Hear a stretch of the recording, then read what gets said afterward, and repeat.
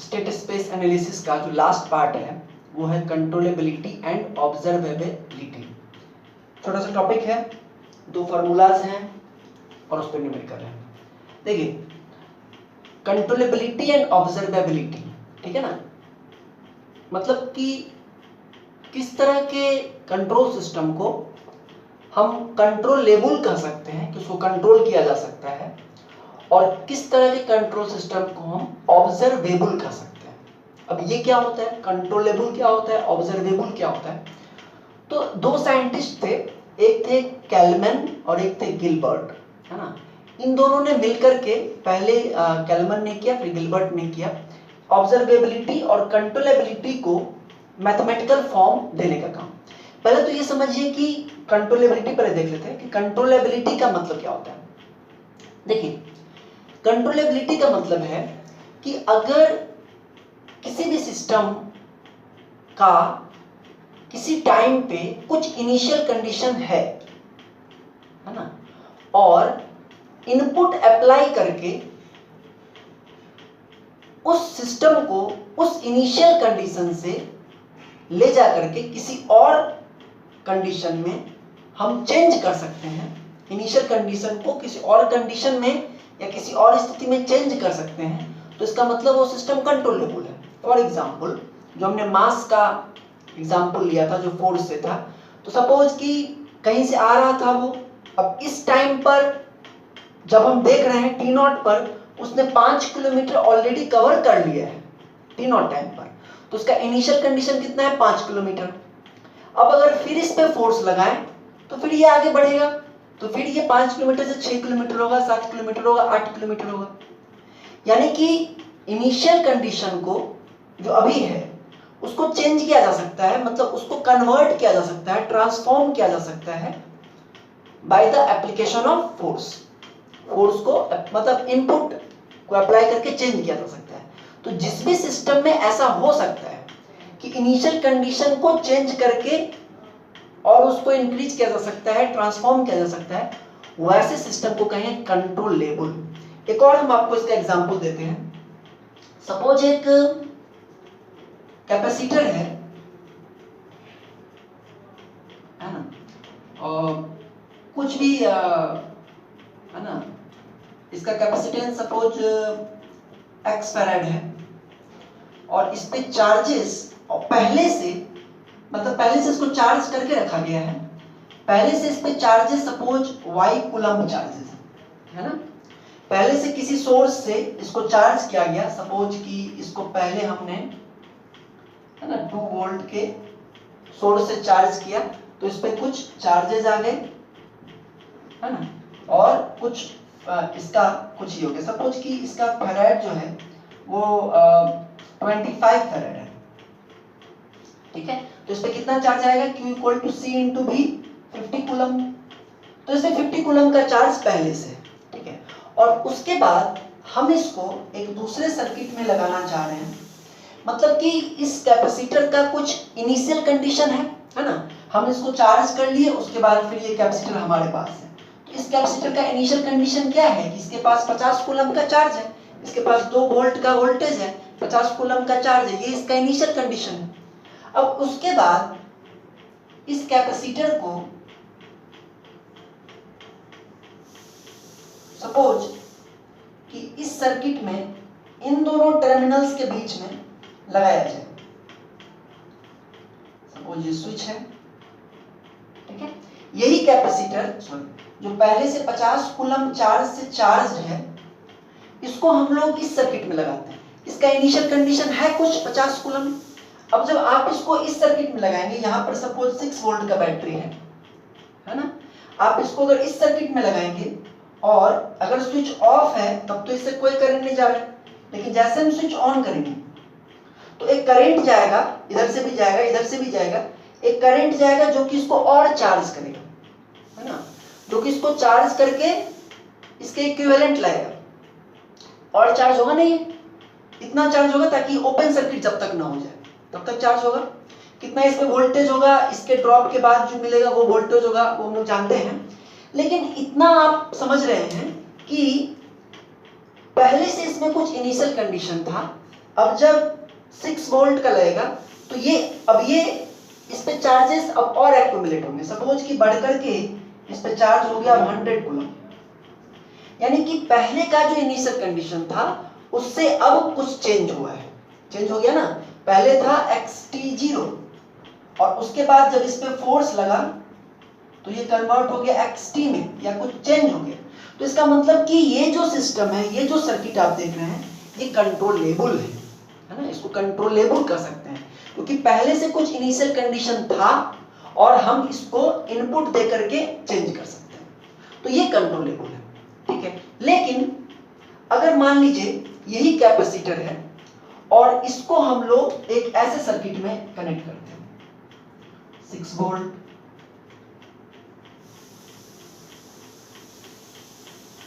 कुछ इस तरह का, ठीक है ना, और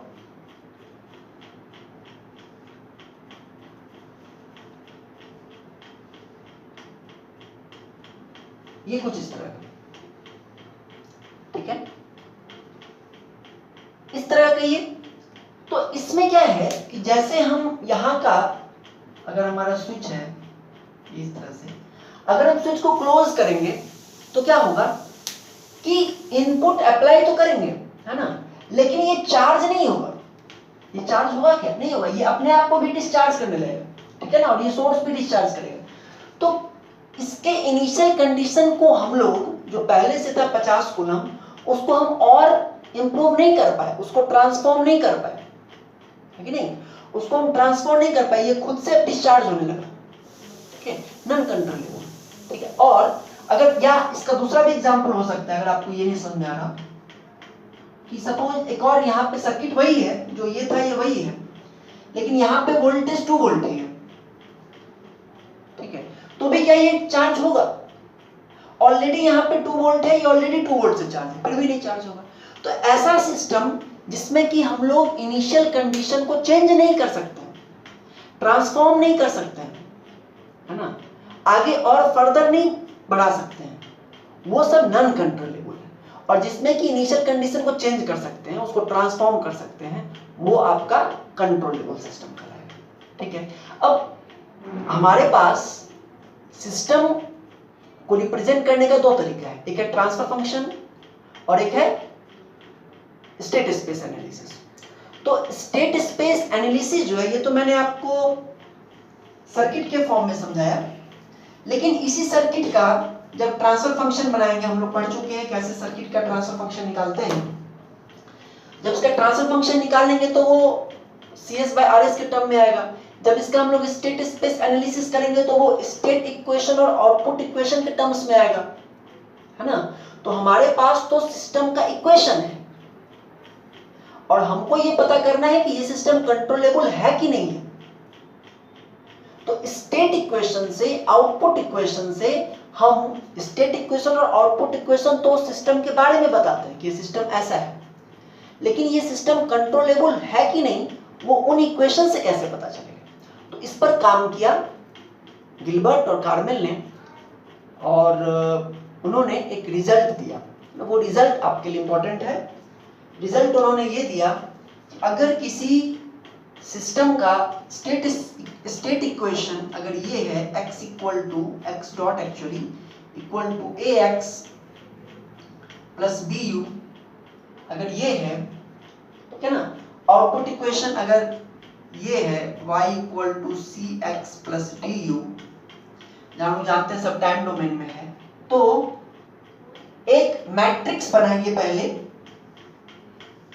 QC नाम का, जो कि किस टाइप का होगा, कुछ इस टाइप का होगा, B,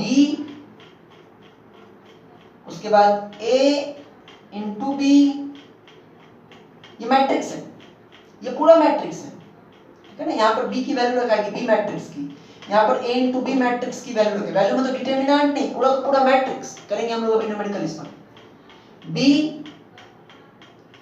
ये जो QC मैट्रिक्स है उसका ये पहला एलिमेंट है B, दूसरा एलिमेंट है A इंटू B, तीसरा एलिमेंट है A स्क्वायर इंटू B, इस तरह से चौथा एलिमेंट होगा A क्यूब इंटू B। इस तरह से करते करते बढ़ते चलना है कहां तक, a to the power n minus 1 into b तक, where n equal to number of state variable. ठीक है, b a into b और सीक्वेंस यही रहेगा, कॉम्पिटिटिव लॉ फुलफिल नहीं होता है, b a into b a square b a cube b a to the power n minus 1 b, where n is equal to number of state variable. अगर 3 variable हैं, state variable अगर 3 हैं, तो ये जो आपका मैट्रिक्स है QC ये यहीं तक रह जाएगा, है ना, यहीं तक रह जाएगा ना, क्योंकि n इक्वल टू 3 है, तो 3 माइनस 1 तक जाना है, तो 2 तक जाना है, तो खैर वो जो भी है, लेकिन ये पूरा मैट्रिक्स बनाना है पहले, और उसके बाद फॉर कंट्रोलेबिलिटी कैसे चेक होगी? For controllable determinant of QC must not be equal to 0. तो डिटरमिनेंट है QC का वो 0 के बराबर नहीं होना चाहिए. अगर 0 के बराबर हो गया तो फिर वो नॉन कंट्रोलेबल है. कंट्रोलेबल होने के लिए इसका पहले तो ये मैट्रिक्स बनाएंगे और उसके बाद उसका डिटरमिनेंट जो है वो 0 के इक्वल नहीं होना चाहिए. तो स्टेटमेंट बड़ा आपको नोट्स में मिल जाएगा कि control system is said to be controllable if the initial condition can be transform to a new value by the help of input. Input की मदद से नए वैल्यू में चेंज किया जा सके तो कंट्रोलेबल है.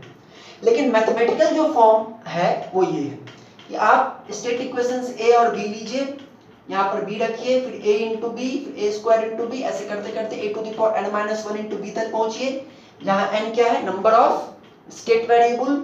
और उस मैट्रिक्स को बनाने के बाद उसका डिटरमिनेंट निकालिए. अगर डिटरमिनेंट नॉट इक्वल टू 0 है तो सिस्टम आपका कंट्रोलेबल है, अगर इक्वल टू 0 है तो सिस्टम आपका नॉन कंट्रोलेबल है. क्लियर? तो आइए एक क्वेश्चन करते हैं इसको. ये क्वेश्चन है कि चेक फॉर कंट्रोलेबिलिटी. इसका स्टेट इक्वेशन दिया है, क्योंकि कंट्रोलेबिलिटी निकालने के लिए स्टेट इक्वेशन से ही निकल जाएगा ना, क्योंकि उसमें a और b चाहिए, दोनों स्टेट इक्वेशन में मिल जाते हैं. ये equal to this this plus this. अब ये जो पार्ट है ये आपका a है, x dot equal to ax plus bu, और ये वाला पार्ट b है. आपको कंट्रोलेबिलिटी निकालना है तो आपको ये मैट्रिक्स बनाना है, b a into b a square b. तो एक एक करके सारे टर्म हमको चाहिए. पहले b चाहिए तो b पता है, अब a इंटू बी चाहिए तो इसको इससे मल्टीप्लाई करना होगा, तो a को b से मल्टीप्लाई करेंगे तो यही आएगा 0 1 माइनस x. उसके बाद a स्क्वायर भी चाहिए, तो a स्क्वायर भी के लिए पहले a स्क्वायर निकालना पड़ेगा. a मालूम है तो a स्क्वायर क्या होगा? इसको इससे मल्टीप्लाई किए. अब a स्क्वायर का मतलब ये नहीं होता है ना, कि हर एक टर्म का स्क्वायर कर दीजिए, मल्टीप्लाई करना पड़ेगा, है ना. ऐसा नहीं कि 0 का स्क्वायर 1 का स्क्वायर तो यहाँ 1 होना चाहिए ना, ऐसा नहीं. दोनों को मल्टीप्लाई करेंगे ये आएगा. फिर a स्क्वायर b के लिए इसको b से मल्टीप्लाई करेंगे तो ये आएगा. उसके बाद पहला टर्म है b, तो यहाँ से b उठा करके यहाँ इसके पहले टर्म में डाल दिए. दूसरा टर्म है a इंटू बी, तो a इंटू बी 0 1 माइनस 6 उठा करके इसमें डाल दिए. तीसरा टर्म है a स्क्वायर b, तो 1 माइनस 6 25 उठा करके इसमें डाल दिए. अब इसका क्या ले लेना है? डिटरमिनेंट. डिटरमिनेंट अगर 0 के बराबर आ गया तो नॉन कंट्रोलेबल, और नहीं बराबर आया तो कंट्रोलेबल. तो इसका डिटरमिनेंट लेंगे, आपको पता होगा प्लस माइनस प्लस ऐसे करके लेते हैं. तो ये लीजिएगा तो -1 आएगा, नॉट इक्वल टू 0, मतलब दिस इज कंट्रोलेबल. समझ में आ गई बात? ठीक है, तो ये क्वेश्चन अच्छा है. नेक्स्ट देखते हैं ऑब्जर्वेबिलिटी. ऑब्जर्वेबिलिटी, कौन सा सिस्टम ऑब्जर्वेबल होगा, है ना. कंट्रोलेबल तो समझ गया कि इनिशियल कंडीशन से इंप्रूव करके किसी दूसरे स्टेट में लेके चले जाएं तो कहेंगे कंट्रोल्ड सिस्टम है. लेकिन कौन सा सिस्टम ऑब्जर्वेबल होगा, इसका ये है, समझिएगा, कि अगर किसी सिस्टम के आउटपुट से हम उसके इनिशियल कंडीशन के बारे में जान सकें, है ना. किसी सिस्टम के आउटपुट से अगर हम उसके इनिशियल कंडीशन के बारे में जान सकें, मतलब yt से xt नॉट को जान सकें, तो उसको कहेंगे ऑब्जर्वेबल. और अगर नहीं जान सकें तो उसको कहेंगे नॉन ऑब्जर्वेबल. समझ में आई बात? सिस्टम के आउटपुट से अगर हम इनिशियल कंडीशन के बारे में जान सकें तो that system is observable, otherwise it is non observable. For example, मान लीजिए एक, फिर से हम कैपेसिटर का एग्जाम्पल लेते हैं। सपोज एक कैपेसिटर है जो कि इनिशियली चार्ज था, इनिशियली कुछ वोल्टेज से चार्ज था, इस पे कुछ चार्जेस थे, हमको नहीं पता है, ठीक है। उसके बाद हमने क्या किया कि अब इस कैपेसिटर को एक सिस्टम में लगाना है कि इसको इसके साथ पैरेलल में एक रेजिस्टर लगाना है, जस्ट वेरी सिंपल, ठीक है। ये एक सिस्टम है, कैपेसिटर है पहले से चार्ज, और उसके साथ हमने एक रेजिस्टर को लगाया, यहां पर एक स्विच है। जैसे स्विच को ऑन करेंगे क्या होगा, कैपेसिटर अपने आप को डिस्चार्ज करेगा, यहां पर आपको आउटपुट मिलेगा, यहां से करंट कुछ पास करेगा, आउटपुट मिलेगा in the form of heat, ये अपने हीट को डिसिपेट करेगा, है कि नहीं। तो इसके थ्रू जो आउटपुट करंट है ना, या इसका जो मान लीजिए टी टाइम तक ये डिस्चार्ज हुआ और टी टाइम तक इसने करंट दिया, तो टी टाइम में कितना एनर्जी ये रिलीज किया वो तो पता चल सकता है, कितना हीट इसने रिलीज किया वो पता चल सकता है। तो उससे क्या हम लोग इसका इनिशियल चार्ज पता नहीं कर सकते? कर सकते हैं पता। या अगर आपको टाइम ये करंट पता है, इससे कितना करंट पास कर रहा है, तो जितने देर में डिस्चार्ज हुआ कितना करंट इससे पास किया, उससे निकल सकता है कि इसके पास कितना चार्ज था शुरू से, समझ रहे बात। या फिर एनर्जी से निकल सकता है, इसकी क्रॉस एनर्जी क्या होगी, I²RT। टाइम तो आपको पता ही है, तो आपको पावर इससे टाइम से डिवाइड कर दे तो पावर पता चल जाएगा। I²RT तो आपको एक्चुअल आएगा, इतना एनर्जी इसने रिलीज किया, वो तो मेजर कर सकते हैं एनर्जी मीटर से या जो भी है। टाइम से डिवाइड कर देंगे तो I²R निकल जाएगा, R से डिवाइड कर देंगे तो I² निकल जाएगा, मतलब I निकल गया। और I निकल गया तो Q तो निकल ही जाएगा, I=Q/T या I=dQ/dt, तो Q भी निकल जाएगा। तो ये एक ऐसा सिस्टम है जिसमें कि इसके आउटपुट से हम लोग कैपेसिटर के इनिशियल कंडीशन के बारे में जान सकते हैं कि इसमें कितना इनिशियली चार्ज था। बात समझ आ रही है? इसने जितनी एनर्जी कंज्यूम की, जो एनर्जी मीटर से निकल जाएगा I²RT, वहां से आप I निकाल सकते हैं। और I निकल गया तो I=dQ/dt, इंटीग्रेट वगैरह करके आप Q निकाल सकते हैं कि इसमें कितना चार्ज था। तो this system is observable. Output को देख करके, आउटपुट को मेजर करके हम लोग इनिशियल कंडीशन निकाल सकते हैं, दिस इज ऑब्जर्वेबल। वही एक दूसरा, मान लें ऐसा सर्किट है कि ये पहले से चार्ज था, उसके बाद इसको एक सोर्स से कनेक्ट किए, ऐसा कुछ है, ठीक है ना। और सपोज यहां पर भी एक स्विच है और ये कैपेसिटर है। पहले ये कुछ वोल्टेज से चार्ज था और उसके बाद हमने इस स्विच को ऑन किया तो ये कैपेसिटर और चार्ज हो गया, और ज्यादा चार्ज हो गया, कंट्रोलेबल सिस्टम है, और ज्यादा चार्ज हो गया। अब उसके बाद हमने स्विच को ओपन कर दिया, तो जब ओपन करेंगे मतलब ये पहले था कुछ कॉलम से चार्ज, हमको नहीं पता पहले कितना से चार्ज था, कुछ से था, 6 वोल्ट डाले और चार्ज हो गया, अब इस पे और चार्जेस आ गए। अब उसके बाद अगर आप इस स्विच को ऑन कीजिए और तब ये क्या करेगा, अपने आप को डिस्चार्ज करेगा इस रजिस्टर के थ्रू। फिर से अगर आप उसी प्रोसेस से निकालेंगे तो आपको ये पता चलेगा कि इस पे कितना चार्ज था, लेकिन इस वोल्टेज सोर्स से चार्ज होने से पहले कितना चार्ज था ये पता नहीं चलता है। इसमें ये पता चलेगा टोटल चार्ज कितना था, है ना, लेकिन इनिशियली चार्ज कितना था वो पता करना डिफिकल्ट है या मुश्किल है। तो ऐसे सिस्टम्स जिसमें कि आप आउटपुट को देख करके उसके इनिशियल कंडीशन को नहीं पता कर सकते हैं, वो कहलाता है नॉट ऑब्जर्वेबल। और ऐसे सिस्टम जिसमें कि आप आउटपुट को देख करके उसके इनिशियल कंडीशन को पता कर सकते हैं, वो कहलाता है ऑब्जर्वेबल सिस्टम। ऐसा कोई जरूरी नहीं है कि जो कंट्रोलेबल होगा वो ऑब्जर्वेबल होगा, या दोनों, है ना, ऐसा कुछ नहीं हो सकता है कोई सिस्टम कंट्रोलेबल हो, कोई ऐसे यही आपको कंट्रोलेबल तो है, ऑब्जर्वेबल नहीं है। तो ऐसे सिस्टम्स हो सकते हैं जो कंट्रोलेबल हो, ऑब्जर्वेबल ना हो, ऑब्जर्वेबल हो, कंट्रोलेबल ना हो, दोनों भी हो सकते हैं। नहीं भी हो सकते, ठीक है। तो ऐसा इसमें कुछ नहीं है। अब ऑब्जर्वेबल को समझने का कि ये सिस्टम ऑब्जर्वेबल है कि नहीं, उसके लिए भी साइंटिस्ट ने एक मैथमेटिकल रिलेशन दिया, है ना, कि आप मैथमेटिकली भी ये पता कर सकते हैं कि कोई जो सिस्टम है वो ऑब्जर्वेबल है कि नहीं। जैसे कंट्रोलेबल के लिए हम लोग QC निकालते थे, वैसे ऑब्जर्वेबल के लिए आपको निकालना होगा QO, ठीक है।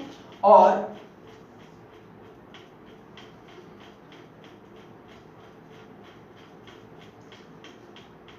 ठीक है ना, QO ये एक इस टाइप का मैट्रिक्स बनता है, और इसमें होता है सबसे ऊपर में C, उसके बाद होता है CA, फिर CA स्क्वायर, ऐसा continue up to CA to the power n-1, where n is equal to number of वही स्टेट वेरिएबल,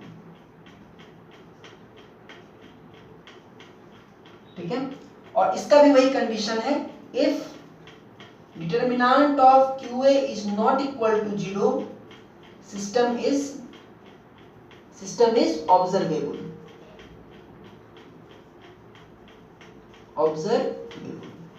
ठीक है। मतलब कि कोई सिस्टम ऑब्जर्वेबल है कि नहीं, उसके स्टेट इक्वेशन से कैसे पता करें, तो ये मैट्रिक्स बना लीजिए, ऊपर में C, फिर C into A, फिर C into A square up to C into A to the power n-1, और तब उसका डिटर्मिनेंट निकालिए। अगर डिटर्मिनेंट की वैल्यू इक्वल टू 0 आ गई तो इसका मतलब वो ऑब्जर्वेबल नहीं है, और अगर डिटर्मिनेंट की वैल्यू नॉट इक्वल टू 0 है तो इसका मतलब है कि वो ऑब्जर्वेबल है। इस पे एक न्यूमेरिकल करें। देखिए ये क्वेश्चन है x1 x2 x3, ये a x b u, y का ये c है और ये है। ऑब्जर्वेबिलिटी चेक करनी है, तो आपको a b c सब दिया हुआ है, लेकिन ऑब्जर्वेबिलिटी के लिए आपको सिर्फ c, ca और ca स्क्वायर चाहिए। इसका आप कंट्रोलेबिलिटी भी चेक कर सकते हैं, क्योंकि आपके पास b और a दोनों अवेलेबल है, तो आप घर पे कीजिए। तो ऑब्जर्वेबिलिटी के लिए ये बनाना होता है, c तो आपको पता है, c into a नहीं पता है, तो पहले हम लोग c into a निकालेंगे, इसको a से मल्टीप्लाई करेंगे, ये आएगा, आपको मल्टीप्लिकेशन आपको पता होगा। फिर नेक्स्ट आपको ca स्क्वायर चाहिए, तो a स्क्वायर निकालना होगा, तो इसको इससे मल्टीप्लाई कीजिएगा, ये आएगा आपको a स्क्वायर। उसके बाद ca स्क्वायर चाहिए, तो उसके बाद c को हम इससे मल्टीप्लाई किए तो ये आया। अब हम QO बनाने के लिए बिल्कुल तैयार हैं।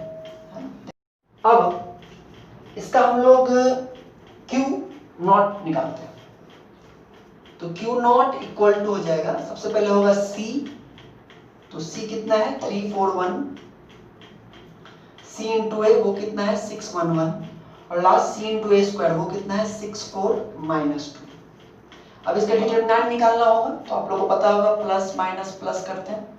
Determinant Q not equal to 3 into, इसको घटाएंगे इसको घटाएंगे, -2 -4, -4 इंटू -12 -6, +1 इंटू 24 -6, 24 -6 18, ठीक है। ये कितना हो जाएगा -6 -18 हो जाएगा, ये 18 चौक 72 हो जाएगा, और ये +18 हो जाएगा। तो it is 72 which is not equal to 0, therefore system is observable. इसका आप लोग कंट्रोलेबिलिटी भी निकाल सकते हैं, तो उसको आप निकालिएगा। तो इस तरह से ऑब्जर्वेबिलिटी और कंट्रोलेबिलिटी निकालना है, बहुत आसान है, ठीक है। बस मैट्रिक्स का आपको मल्टीप्लिकेशन वगैरह आना चाहिए, इसमें एडजॉइंट वगैरह कुछ निकालना भी नहीं है। तो अगर ऑब्जर्वेबिलिटी कंट्रोलेबिलिटी क्वेश्चन आता है एग्जाम में तो इट इज मच इजी, आराम से बनेगी। तो आपका एग्जाम का डेट भी आ गया है ना, गुड, तैयारी कीजिए। तो एक क्लास और आपको मेटाडाइन और एम्प्टीडाइन में होगा, उसके बाद ये खत्म हो जाएगा। उसका पॉवर इलेक्ट्रॉनिक्स के हम लोग टॉपिक्स पढ़ेंगे। तो बस आज के लिए इतना आनंद देते हैं।